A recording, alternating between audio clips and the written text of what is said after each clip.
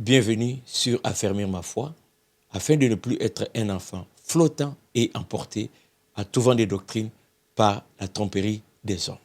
Ici, Jean Lindsay. Bien-aimé, le mois de décembre est là. Du coin où j'habite, déjà la neige annonce l'arrivée de ce mois de décembre. Les rues sont déjà décorées, on voit les maisons décorées. Cela annonce que l'année arrive à la fin. Le mois de décembre, c'est la fin de l'année. Et cela veut dire que c'est le temps de faire le bilan de ce qu'a été l'année pour nous. Cette semaine, j'ai été béni par le pasteur Atoms qui a fait une série sur justement le bilan. Et ça m'a tellement édifié que j'ai pensé faire cette vidéo pour abonder dans le même sens, afin d'encourager chacun d'entre nous. Et d'ailleurs, je vous encourage à aller suivre la série pour votre propre édification. J'ai 2 textes à lire en rapport avec cette thématique des bilans, d'examiner sa vie. On va aller dans Lamentation, chapitre 3, verset 40. Recherchons nos voies et sondons et retournons à l'Éternel. Il y a dans ces versets cette pensée d'entrer en soi-même, de s'examiner. Comment nous nous sommes comportés devant le Seigneur. D'ailleurs, parlant de comment nous sommes comportés devant le Seigneur, il y a une question que le pasteur Atoms a posée sur le plan spirituel qui, quand j'ai entendu la question le matin, lorsque j'écoutais l'émission, je suis resté un peu figé, gêné même, parce que c'est une question qui te renvoie à toi-même. Et voici la question. Quel fruit de l'esprit a grandi ou a manqué dans ma vie cette année? Quel fruit de l'esprit a grandi ou a manqué dans ma vie cette année?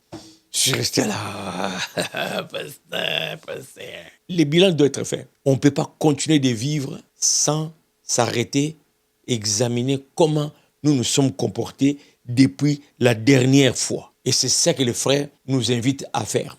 Le deuxième texte que j'aimerais que nous puissions lire, c'est dans 2 Corinthiens chapitre 13, verset 5. Examinez-vous vous-même pour savoir si vous êtes dans la foi. Éprouvez-vous vous-même. Ne reconnaissez-vous pas que Jésus-Christ est en vous, à moins peut-être que vous ne soyez réprouvés. Examinez-vous vous-même. C'est le moment d'entrer en nous-mêmes, de nous examiner pour nous assurer, pour voir comment nous nous sommes comportés devant le Seigneur. C'est important. On ne peut pas continuer dans une vie de toujours être à l'église, dans les activités, et sans prendre un moment de réflexion, d'examen. Et cette série qu'il a fait pendant une semaine est tellement édifiante.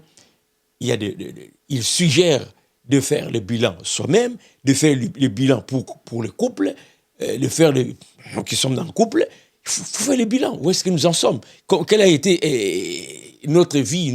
Qu'est-ce qui s'est passé dans notre vie cette année? Le bilan financier. C'est important de faire le bilan. Le bilan nous permet d'évaluer qu'est-ce que nous avons réussi, qu'est-ce que nous n'avons pas réussi. Comme cette fameuse question, quel fruit du Saint-Esprit s'est développé en moi ou qui a manqué en moi? Personnellement, ça m'interpelle.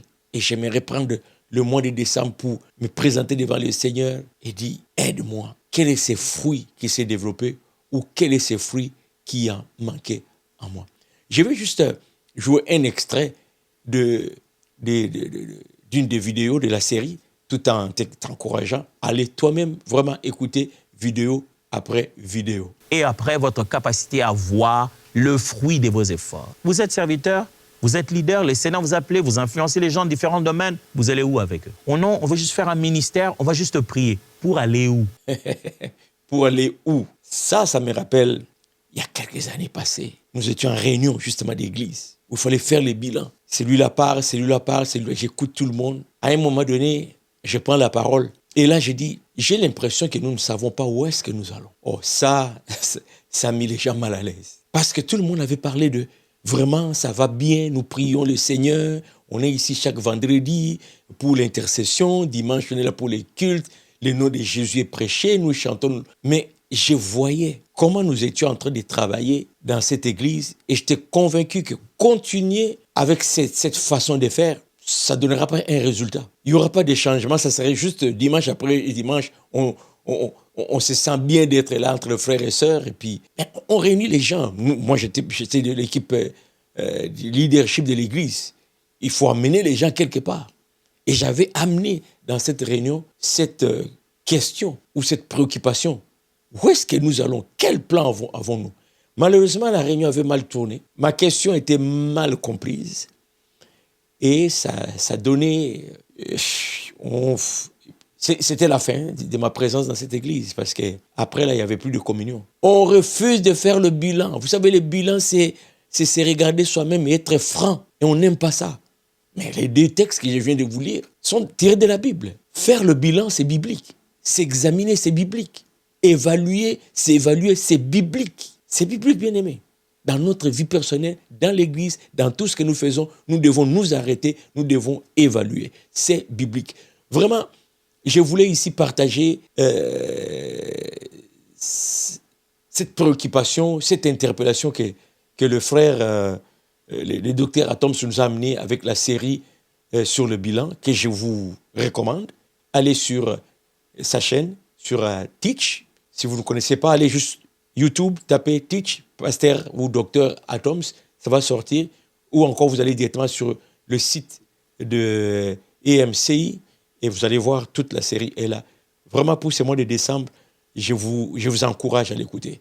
Moi, ça m'a béni et je trouve que c'est à point, c'est le moment. C'est une des séries à écouter. Voilà, c'est le peu que j'avais à partager, vos commentaires. Et si cette série vous édifie, lorsque vous allez l'écouter, partagez, parlez-en. Amenez ça en famille, amenez ça dans votre église, dans votre propre vie. Et nous devons faire des bilans, ça nous aide à grandir, ça nous aide à nous améliorer. Et comme je l'ai dit, c'est biblique. À la prochaine.